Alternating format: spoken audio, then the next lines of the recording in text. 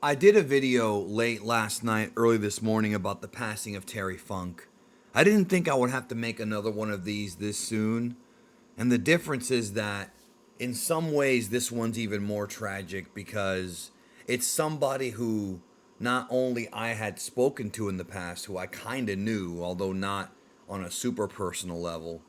I've spoken to him a couple times, and somebody who, you know, a lot of people know now, but also somebody who was so young. Bray Wyatt, aka Wyndham Rotunda, passed away sometime today.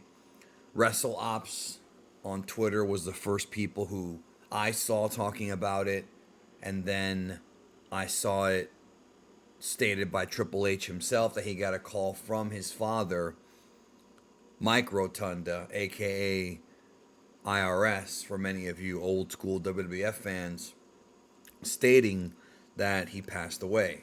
Now, it's insane because I just found out like maybe 20 minutes ago, and I'm really very much in awe and in shock. We had heard, I want to say about 2 to 3 weeks ago, that Bray Wyatt was set to make a comeback in the WWE after dealing with some kind of illness. Now, I didn't know what this illness was. I didn't know what he was sick with. Had no idea. But I know that from what we heard, it was something that was life threatening. And it's a shame because the guy was 36. That's younger than I am. And it's whenever somebody dies before the age of like 70 or 80, it makes it extra sad. This guy was special. Wyndham Rotunda Bray Wyatt was a guy who we first saw come on the scene as Husky Harris in the original televised version of NXT from 2010, season 1. Then later he was repackaged as this Cajun character from New Orleans, Bray Wyatt. Oh, Bray Wyatt! He used to cut these promos with Eli Cottonwood. And he would later on join with the Wyatt family, the new Wyatt family. And one of those people is Brody Lee. Brody Lee, who passed away, Luke Harper, who passed away in 2020. And we know that after Brody Lee died, Bray Wyatt was depressed. He was bummed out because they really were close. And I think he himself had stated that he was in a depression because losing one of your homies that you're that close to will do that to you.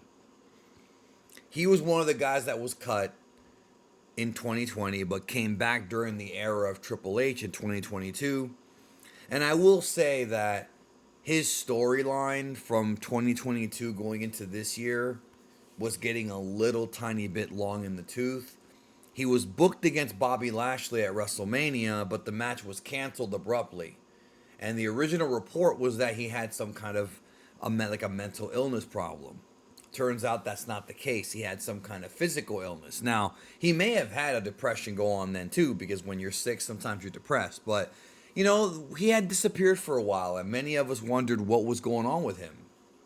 Was he going to get fired? Was he physically injured? What was going on? Then, recently found out that he was ready to come back, and then he passes away. So whatever this illness was, I feel like that was likely what took him out.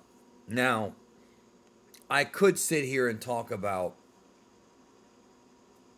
his career, but I think most of you knew about it because it wasn't like Terry Funk where he started before any of us were born. Bray Wyatt was like, in many ways, in our age group, Bray Wyatt was a guy who we saw on television. We saw the evolution of his character. We saw the Cena feud, the Kane feud, the Undertaker feud. We saw him do some really creative stuff with The Fiend. I've been to a bunch of his live matches. I saw Bray Wyatt, John Cena live. I saw Bray Wyatt versus Daniel Bryan, Bryan Danielson live. We saw Bray Wyatt and LA Knight earlier this year in that Mountain Dew match. You know, Bray Wyatt, I saw Bray Wyatt versus Randy Orton at WrestleMania in Orlando.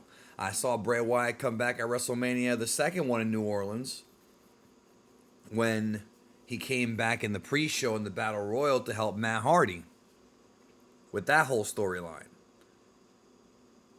We didn't get enough time with this guy.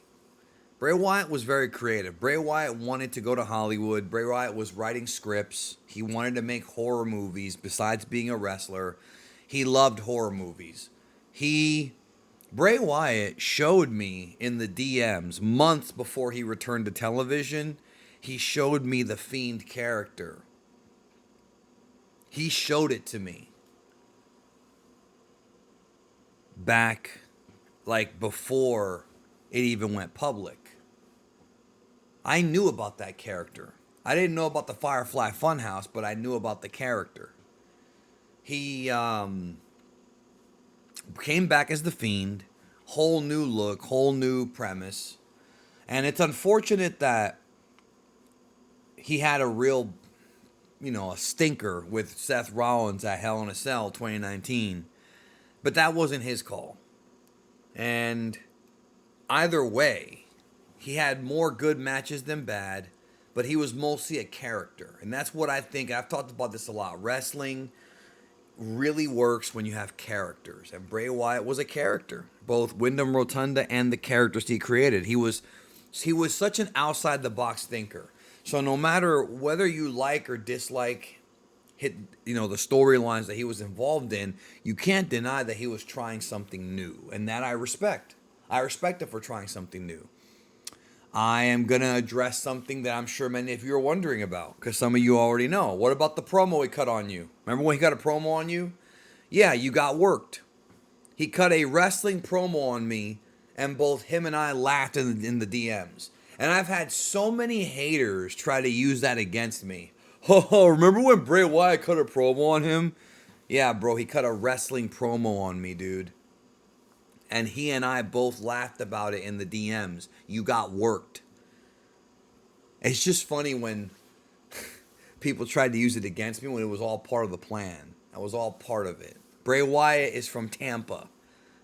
I used to live in Tampa. Like, we're both guys from the same area. I literally lived at one point in my life 5 minutes away from the school he went to. Like, you got worked. I didn't know him on a personal level in the sense of, like, I didn't hang out with him all the time, but I did know that man loved his children. He loved his kids. That dude loved his kids. And that, to me, is the real sad part about all of this. You can talk about the character all you want to. You can talk about his creative ideas, but he loved his kids, dude. That man would do anything for his children. Anything. For his kids.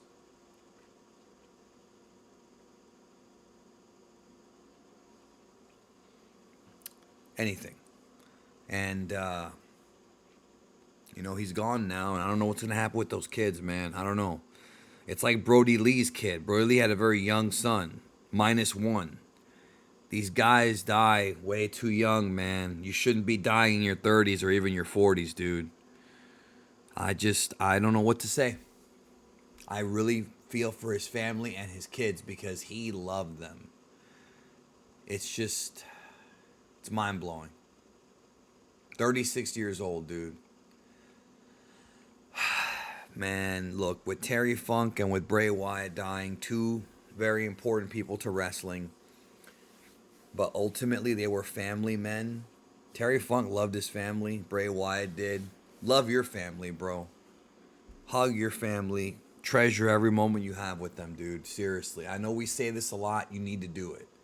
You need to lay there and remember because nothing lasts forever. Anyways, I'll talk to you soon. Those are my thoughts, at least for now.